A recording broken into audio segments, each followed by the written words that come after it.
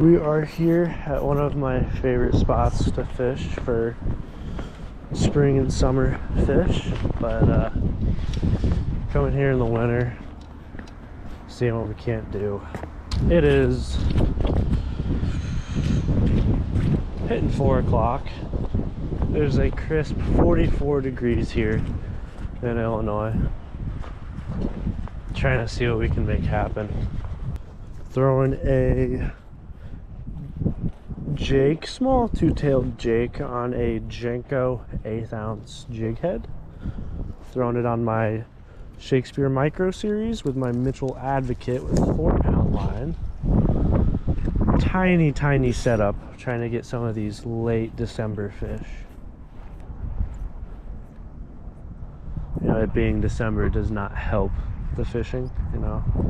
It's been cold, but we've had some warmer weather. Like I said, it's been 40, it's like 44 degrees.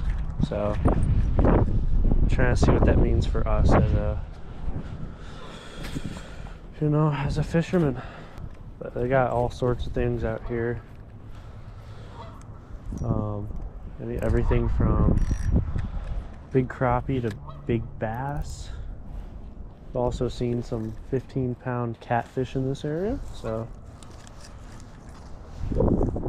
just slowly working my jig along these drop-offs. It's very weedy.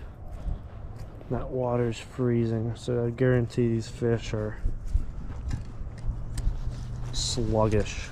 You know, they're not gonna be moving too much. Just slowly throwing this little jig head. We're just bouncing it like a little minnow. Now there's fish in here. I don't know if they made it through the winter. I see a lot of fish in here go belly up, so it's not the greatest thing to see at a little fishery, but we're giving it our go today. Some of these bass in here range anywhere from 2 to 4 pounds. And even the small ones are just chunked.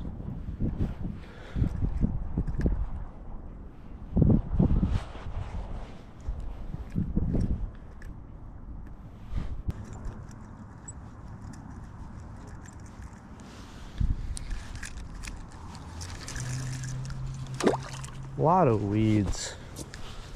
A lot of weeds here. I'm not sure about this pond, but some of them out here have crappie, which is kind of what I'm targeting today. I'm not going for anything crazy. You know, oh, this is kind of a multi-species lure. It's really, I mean, in my opinion, the only way to fish this time of year without having ice, where you can just sit up on top of them and jig with a little ice fishing jig with a minnow or something. But unlike our boys up north, we do not have any ice whatsoever.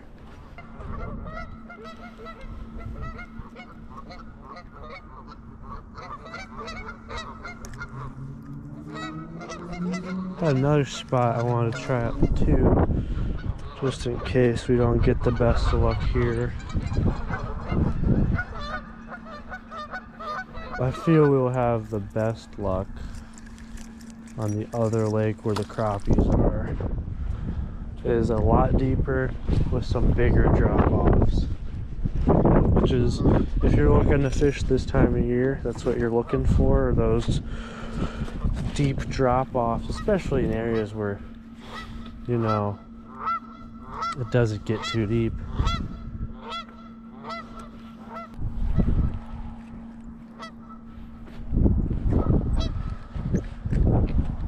Can't wait to come back here next spring when I'm the only one out here and catch these 4-pound bass that sit in these 2 foot of water. We're gonna head up here, right in this spot beginning of last year was actually the spot where I caught a 15-inch crappie. There's that buoy, they normally keep it out there. But I know they have lots of crappie in here.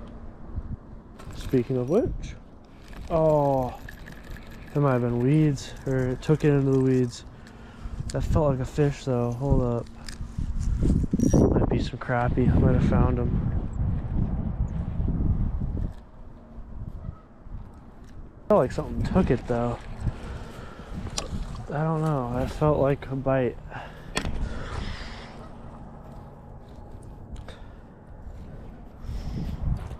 It's getting hard to tell though, my fingers are freezing off, that water's freezing, like I was saying. Whew.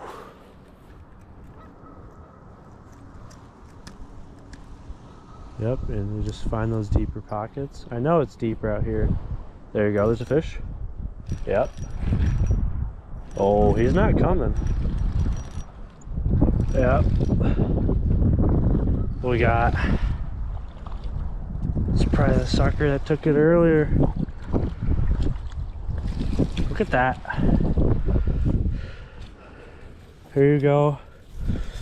Just to prove it's still possible here. There you go, Midwest largie.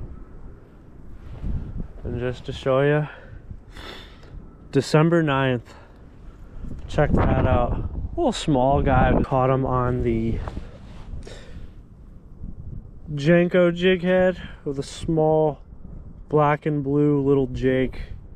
Not too bad, you can tell he has a little gut on him. Probably decimating these bait fish, getting ready for winter. So we'll send him back and see if we can't get a couple more. He was sitting right in that same area. I flipped it right by, same spot, hit it. But I think first time he just took it too far into the weeds. That's the thing about these urban lakes and ponds, you know, lots of trash. I mean, this water is disgusting. But with these fish, they're hard, really hard to catch this time of year.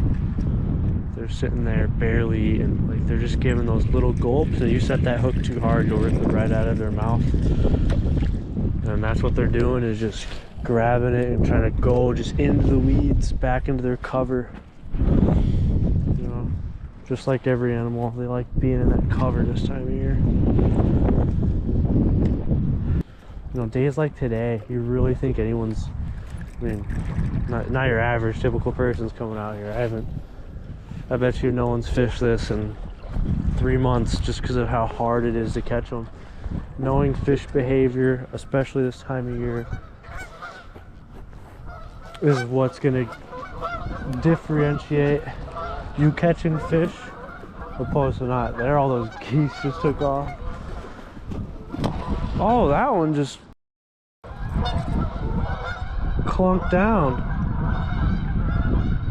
Oh, we're on something big here. Oh, we're on something big. He's fighting in them weeds.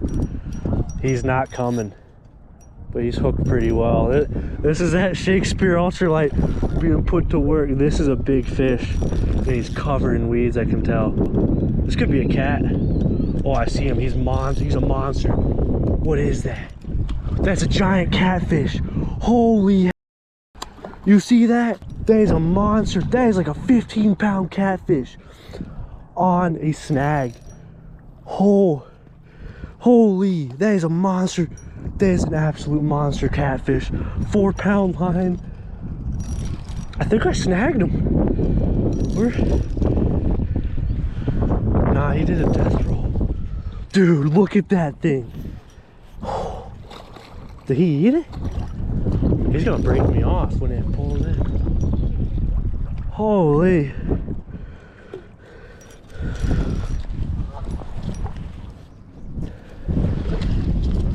Holy.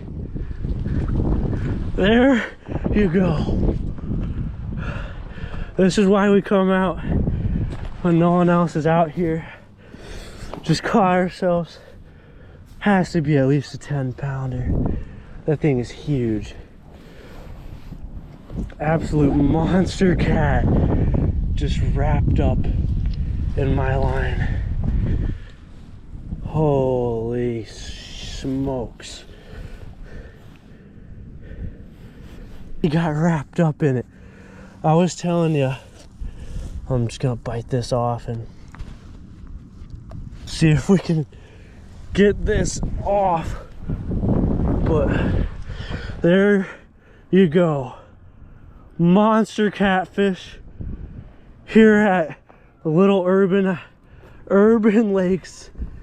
See if I can get a couple pictures with this guy. Holy. Yeah. Yeah, they don't. If you want to get a picture, there you go. I've never caught one of these out here. Look at the mouth on that guy. Sweet. Whew. Do you mind getting a picture for me? Oh, yeah, sure. Thank you, I appreciate you. There you go. Great. Just like that. Oh, the big guy. Awesome. You can just put that down. That's all right. I gotta get him back in the water. Oh, sweet. Absolute monster here. There he goes, off strong. I've never seen this big fish. I've seen. Oh, I've never caught one that big out here. That's how we do it. Whew! Wow. Yeah, that's sweet that that guy came out. There's a lot of people here and they love the fishermen. Actually, they love them, but the security guards, they don't. But no one else fishes this but me, at least this time of year. So they got lights here too, so I technically could stay past sunset. This is what I'm looking at doing. So this is what you do with your jig head, right? Here's how you hook a Jinko, so it has a little tiny thing that holds on your bait a little bit better. And you see that hook has a V bend in it that helps keep the line tight when you have a fish on. It might just be worth the extra money to buy one of these. And they're only like what, at most $5-6 for like 12 of them. It's 50 cents a jig head, and they last. I mean, even with me using 4-pound line, this thing will last me until I break. It will last me indefinitely until I break off. And once I break off, I just, you know, grab another 50-cent jig head. You can buy the, you know, 25-cent ones at Walmart. I mean, I've caught big fish on those too, but there's just something about that way that V bend is it just holds those fish to your hook better. And the shape on it is also a little bit different too, as you can see. It's a little bit thinner. I like that. It kind of cuts through the water. It sinks faster for its lower weight, and it really cuts through the water like a minnow would. You know, imitation this time of year is big. If you're fishing this time of year or in spring, shelves all the time. That's where fish hang out and thrive, are on those shelves. That first bass on a shelf may have only been a 2-foot drop off, but for especially your small ponds that are man-made and that are overall crap like these, the reason you can catch fish is because they're on those shelves. Use something, and that's another reason why I'll go into why I use crappie jigs over anything else. Talk to someone that they fished back in the old days, old Billy by the barn. They're gonna tell you to use a minnow. Use a minnow on a slip rig. Say, okay, I'm right off the bottom.